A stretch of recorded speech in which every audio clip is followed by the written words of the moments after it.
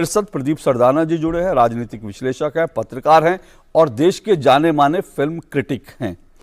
आप सभी मेहमानों का शुक्रिया, स्वागत। सही फिल्मकार जो है, मैं प्रदीप सरदाना जी ये सवाल लेकर आप ही के पास आ रहा हूं। तो एक मिनट, मैं आप उसको एजेंडा कह रहे हैं ना, एग्जैक्टली मैं वही कह रहा हूं, मैं उसी पर आ रहा हूं। एक शिंडलर्स लिस्ट करके फिल्म आई थी जो नाजी अत्याचार को लेकर दुनिया की बेहतरीन फिल्मों में से एक है, जिसको कई जो है अंतर्राष्ट्रीय अवार्ड मिले। आप ये भी कह सकते हैं वो एजेंडा फिल्मधारी फिल्म थी, लेकिन वो एक फिल्म एक सच को दिखाने वाली फिल्म थी। और मैं तो ये देख रहा था, बल्कि मैं तो फिल्मों का बहुत जानकार नहीं हूं, लेकिन प्रदीप जी आप बताएंगे, लेकिन मुझे भारतीय जो बॉलीवुड सिनेमा है उससे मुझे ये हमेशा एक नाराजगी रही कि सच्ची कहानियों पर जो जैसा हॉलीवुड में होता है, वॉर फिल्में बनती है, इतिहास पे बनती है, बेहतरीन फिल्में बनती हैं ताकि इतिहास से हम सीख सके, उन पर बॉलीवुड में फिल्में नहीं बनती थी। हीरो हीरोइन पेड़ के आसपास नाच गा रहे हैं, इधर मेले में बिछड़ जाते हैं, मिल जाते हैं। एक मिनट, मैं बड़ी गंभीर बहस कर रहा हूं। तो वो तो नहीं बनती थी इस तरह की फिल्म, तो मुझे बड़ी शिकायत। लेकिन मुझे लगता है कि अब अगर असलियत पे फिल्म बन रही है तो फिर उसको लेकर हम ये क्यों माने एजेंडा। अगर ऐसी फिल्में लोग देखना चाह रहे हैं, लोग अपने अतीत से रूबरू होना चाह रहे हैं। वीर सावरकर को लेकर आज एक डिबेट चल रही है, राहुल गांधी कह रहे हैं माफी वीर है, इतिहास कुछ और कहता है। तो अगर वीर सावरकर पे फिल्म बन रही है ताकि देश की नई पीढ़ी वीर सावरकर पे फिल्म देखे और तय कर सके कि राहुल गांधी सही है या वीर सावरकर सही थे, तो यह हक देश के लोगों को है। तो ऐसी फिल्मों पर आपत्ति क्यों होनी चाहिए? देखिए एक मिनट मेरे प्रदीप साहब फिर आ जाऊंगा। प्रदीप जी देखिए, सबसे बड़ी बात तो यह है कि जब यहाँ फिल्म को बिना देखे विरोध होता है तो बहुत ज्यादा दुख होता है। आप केरला स्टोरी की बात कर रहे थे पहले, इन्होंने सबने केरला स्टोरी देखी होगी। मैं इनसे जानना चाहूंगा उसमें कौन सा एक भी सीन है, एक भी दृश्य है या एक भी संवाद है जो मुस्लिम के विरुद्ध में है। वो सिर्फ उसी स्टोरी पे घूमता है कि किस तरह वहाँ लड़कियों का, हिंदू लड़कियों का धर्मांतरण कराया जा रहा है, किस तरह उनको आतंकी राह में ढेला जा रहा है, किस तरह उनका शोषण किया जा रहा है। पूरी फिल्म में यही है। और अगर आप देखें तो उल्टा जो मुस्लिम पात्र हैं उनके माध्यम से जो हिंदू हमारे धर्म है उसकी विसंगतियों को या उसकी कमियों को अलग संवादों के माध्यम से दिखाया गया है। कह रहे वो शंकर भगवान वो है तो उनकी पत्नी मर गई थी, वो उनको कंधे पे उठा के घूमते रहे, वो काहे के भगवान है? वो कृष्ण भगवान थे, वो इतनी महिलाओं के साथ रासलीला करते थे, वो कौन से भगवान है? वो चीज सब दिखाई गई है, वो सब संवाद बोले गए हैं। उल्टा आप देखिए, क्या किसी फिल्म में मुस्लिम धर्म के किसी विसंगति को दिखाया गया, किस धर्म को जो उसके अंदर कोई कमी दिखाई हो? कहीं नहीं दिखाया गया। और ये गहराई में जाते जाएंगे, उसको अलग अलग तरीके से विश्लेषण करते जाएंगे तो उसमें खामियां भी मिलती जाएंगी, जिस एंगल से देखेंगे मिलता जाएगा। तो हम भी वो भी, क्योंकि हमारे धर्म में भी खामी नहीं है, उसको इस तरह से पेश किया गया जो एक्चुअल में नहीं है। वो जो कहानी है शिव पुराण में भी है, सब जगह देखा गया, उसमें लेकिन दिखाया गया। कृष्ण लीला भी है, वो भी सब जगह दिखाया गया कि उसका उद्देश्य क्या था, उसके पीछे क्या मकसद था।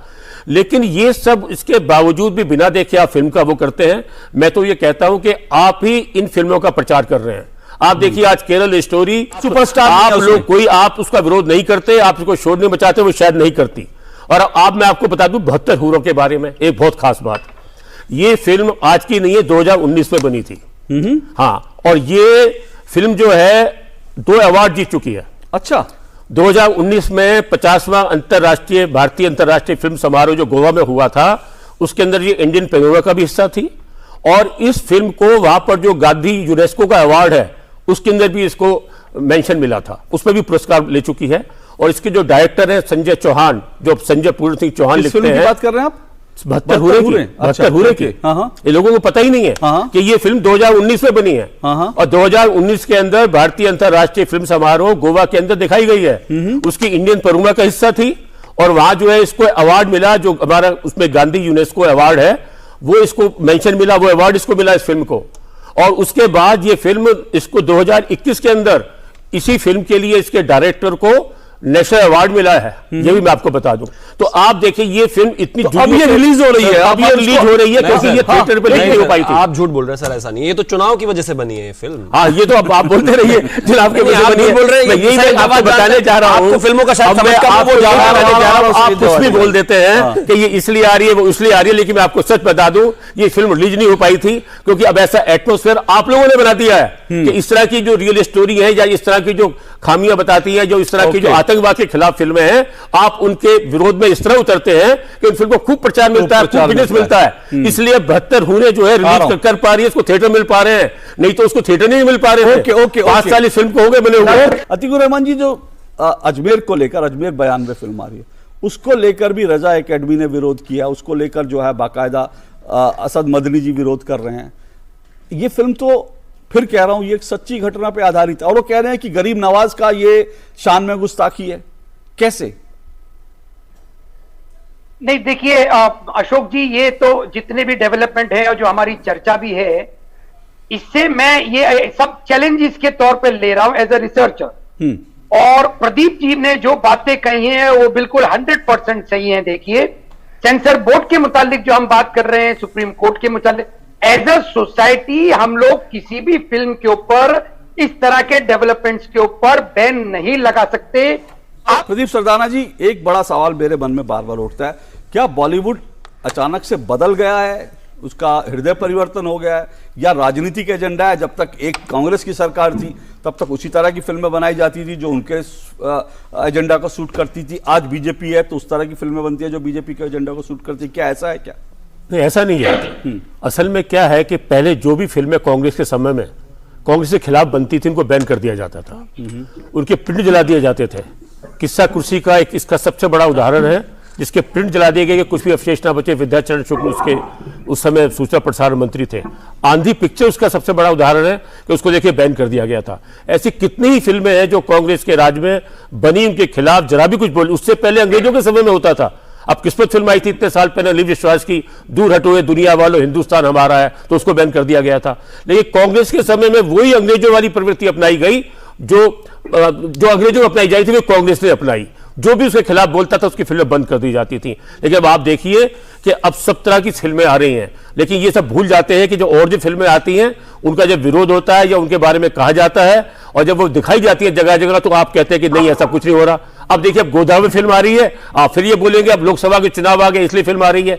हर चुनाव तो यहाँ देश के अंदर तीसरे महीने होते रहते हैं कहीं ना कहीं। जैसे अभी आपको मैंने बताया, आप राजस्थान बोल रहे थे, राजस्थान में फिल्म बनी है। मैंने आपको बता दिया 72 हुए 2019 की बनी हुई फिल्म है, उल्टा वो रिलीज नहीं हो पा रही थी। अब इतना अच्छा एटमॉस्फेयर बना दिया आप लोगों ने विरोध कर करके कि हमको निर्माताओं को यकीन हो गया कि हम फिल्म रिलीज करेंगे, आप विरोध करेंगे, हमारी फिल्म चलेगी। तो इसलिए आप जो है ये खुद आप देखिए, ये जो फिल्म है हम जिसकी अब ये अजमेर की बात कर रहे हैं, उस पर कितना उस समय अखबारों में सब जगह चर्चा हुई थी। उस समय हालांकि इतने चैनल प्राइवेट चैनल नहीं थे, नहीं और पता नहीं क्या हो जाता। सबसे पहले नवज्योति अखबार ने लिखा था, मुझे याद है उसके बारे में पहले, उसके बाद सब अखबारों ने उसको फॉलो किया और इन सबको सजा हुई, कितने केस चले। मैं तो कहता हूं कि आप लोगों को जो कि हमारे, आप ये देखिए फिल्मी दुनिया के अंदर कितनी ही फिल्में ऐसी है, जिस तरह ये भी बता रहे थे, हमारे फिल्मकार अपनी फिल्म हिट कराने के लिए वहां पर मन्नत मांगने जाते हैं और आप उसी फिल्म को, आप उसी को वो कर रहे हैं, आप खुद उनको रोक रहे हैं। आप उनकी फिल्म को बैन कर रहे हैं। आप देखिए वो मन्नत मांगने जाते हैं, इतने गाने, इतनी वो बने हुए, ख्वाजा मेरे Khwaja. Okay sir, okay 30 second में आपका आखिरी कमेंट। क्या ये बैन, प्रतिबंध और ये सब आप इसके खिलाफ है? तो रजा एकेडमी और जो जमीयत उलमा हिंद का स्टैंड है उसको लेकर आप क्या कहेंगे सर? ये मैंने जैसा कहा अशोक जी, ये सब मेरे लिए तो कम से कम चैलेंजेस हैं। अगर रजा एकेडमी है, कोई भी मुस्लिम ऑर्गेनाइजेशन है, ये भी एज अ चैलेंज ले, इसके ऊपर रिसर्च करें, हमारे लोगों को हकीकत बताएं, सच्चाई बताएं, कुरान क्या है वो बताएं। प्रदीप जी से छोटा सा मेरा सवाल है, प्रदीप जी ने जैसा कहा कि ये एक फिल्मों के अंदर एक नया दौर आया है कि एक स्टंट भी हो सकता है फिल्म निर्माताओं का कि कंट्रोवर्सी क्रिएट करें ताकि फिल्म हिट हो जाए। अप्पा जैसी फिल्में हिट क्यों नहीं हो पाती है प्रदीप जी, जो कि केरल स्टोरी का एंटीडोट थी? बोलिए, फिर उसको क्या पूछा? कौन सा क्या पूछा आपने? अफवाह फिल्म जैसी, जो कि अफवाह फिल्म। नहीं देखिए, बात यह, मैं ये नहीं कहता कि सभी फिल्मों के साथ एक जैसा वो हो रहा है। आप जिस तरह का दौर, जिस तरह का एटमॉस्फेयर बनता है, जिस तरह का विरोध होता है, जिस तरह की चीज आती है उस तरह हो जाती है। मैं कहता हूं आपको तो इस तरह की फिल्म अगर आ रही है या आप फिल्म देखिए, इसके अंदर फिल्म में अगर लगे कि इसके अंदर कोई ख्वाजा की वो हो रही है, अजमेर शरीफ की बदनामी हो रही है, कोई गलत दिखाया गया, लेकिन जो वहां घटना घट चुकी है, जिन लोगों ने अजमेर शरीफ दरगाह को बदनाम किया, जिसके प्रति लोगों की इतनी आस्था है, तो उसका आपको समर्थन करना चाहिए कि जो लोग गलत थे उनका पर्दाफाश होना चाहिए, और वो अजमेर शरीफ जो दरगाह है उसकी महत्ता बनी है। 30 सेकंड सैयद जवाद। देखिए फैक्ट्स को किस तरीके से तोड़ मरोड़ करके उसके बाद जो एक फेक नैरेटिव चलाया गया, इससे पहले हम देख चुके हैं। और आपको बता दूं, जितने भी लोग चाहे बैटिंग कर ले बीजेपी की वजह से, जीतेगी नहीं। अब आप घूम फिर बीजेपी पे आ जाते हैं, आप अपनी बात नहीं करेंगे, आपके सुई जो है घूम फिर के भाई आप बात सिनेमा की हो रही है, सिनेमा का विषय है, आप घूम फिर के आपकी बीजेपी रोकना पड़ेगा, इनको बोलने देंगे। लेकिन मैं बस इतना कहना चाहता हूं कि एक तो इस जमाने में वो वाली फिल्में अब इस देश के हिंदुस्तान ने देखना समझना थोड़ा बंद कर दिया, रियलिस्टिक फिल्में बनती हैं, और सुनिए अच्छी बुरी जो भी बनती है जनता उसको डिसाइड करती है, लेकिन मेरा ऐसा मानना है रियलिस्टिक फिल्में अगर बने बेहतर है, जनता जाने समझे, पता नहीं इतना। और सुनिए, किसी गलत काम को करने से किसी जगह की अपमान होता है, उसको छापने या बताने से अपमान नहीं होता। चलिए बहुत बहुत शुक्रिया सभी मेहमानों का, सबकी आवाज दीजिए, बहुत बहुत शुक्रिया से। मेरा मानना है मोटे तौर पर फिल्मों का इस तरह से विरोध करने से नहीं चलेगा, और बीबीसी से कंपेयर करना बिल्कुल खरा गलत बात है, क्योंकि बीबीसी किसी सेंसर बोर्ड से नहीं गुजरी थी, लेकिन ये तमाम फिल्में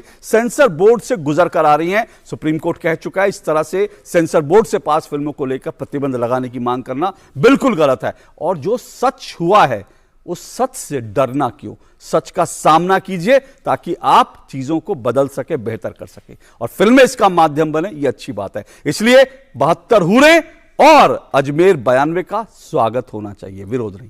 बहुत बहुत शुक्रिया, नमस्कार।